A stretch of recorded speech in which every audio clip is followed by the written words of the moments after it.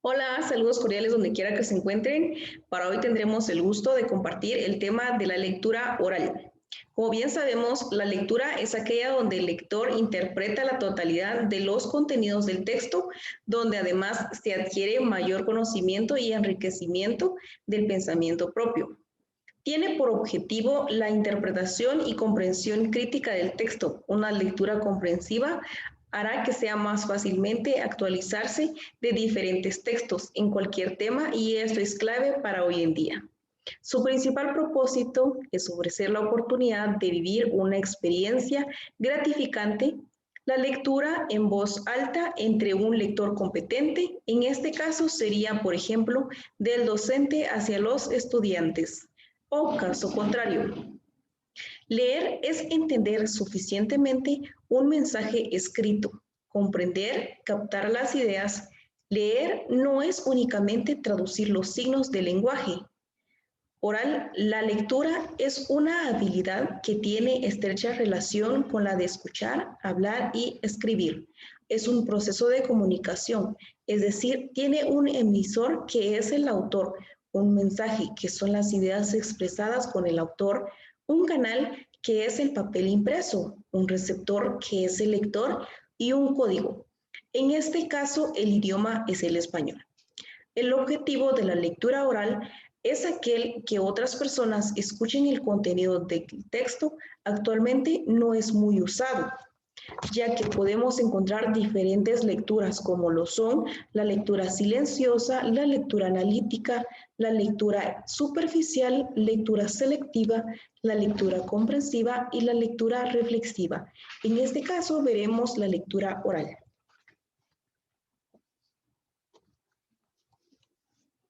La lectura oral en voz alta se toma en cuenta la entonación. A través de ella se reflejan significados y expresiones tales como lo son los sentimientos, emociones y estados de ánimo. Facilita la comprensión de aquello que tenemos que estudiar al hacer intervenir el sentido del oído además de la vista. La lectura oral es aplicable a la comunicación oral ya que permite transmitir oralmente la información escrita. Características. Como primera característica de la lectura oral podemos encontrar el reconocimiento y la comprensión de lo escrito, la gestualización apropiada a lo que se lee, la clara pronunciación, ya que es prácticamente importante para una lectura para que el público se pueda entender el texto. La fluidez de la lectura, la entonación adecuada, posición correcta del cuerpo, forma adecuada de tomar el libro. Factores de la lectura.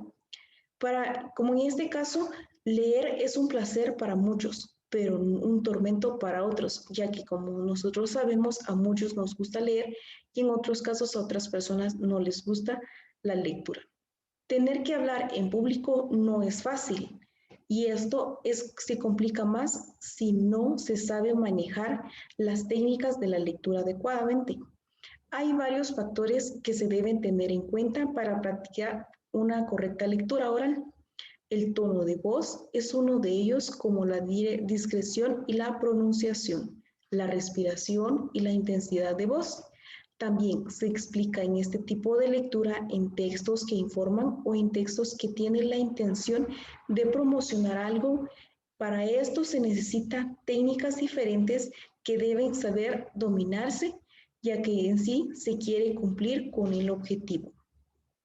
La lectura en voz alta no solo se utiliza para compartir un cuento o historia con otras personas, ya que en este tipo de texto se necesita llevar a cabo diferentes técnicas según el momento en lo que se quiera hacer en el contexto más agradable. La intensidad de la voz es un factor importante en la lectura, ya que de esto se trata sencillamente del volumen de la voz. El lector debe de saber escoger cuál es la intensidad o fuerza con la que debe leer para poder ser escuchado con claridad y por el receptor.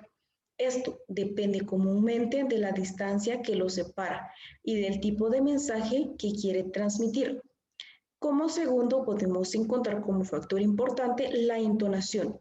La entonación depende de las expresiones que el lector quiere transmitir, como también de los signos de puntuación. Realizar pausas para tomarse un descanso al finalizar una oración y otro diferente al finalizar un párrafo. Como siguiente tenemos los signos de puntuación. Los signos de puntuación dan a conocer preferentemente los signos como son la pausa, punto y coma, hacer una pausa más breve, ya que después del punto y coma nosotros deberíamos de hacer una pausa más breve. Como siguiente, podríamos hacer una pausa un poquito más breve después de una coma. Puntos suspensivos. Después de los puntos suspensivos, nosotros podemos bajar la voz, hacerlo un poquito más débil, provocando suspenso. Después de 2 puntos, nosotros debemos de aumentar el tono de voz. Después de los signos de interrogación, finalizar con un tono de voz en descenso. Signos de admiración se deben de leer con energía y alargando la pronunciación de las vocales finales de cada frase. Después del subrayado se debe destacar con un tono de voz minucioso. Después de las comillas, destacar sabiendo un tono de voz. Como por ejemplo nosotros podemos encontrar en este caso los límites de la libertad de expresión. Cuando nosotros nos expresemos en algún lugar o después de una lectura, cuando nos pidan una opinión, nosotros lo que debemos de hacer es que no debemos de subvertir el orden público. Nosotros siempre y cuando debemos de manejar un tono de voz adecuado.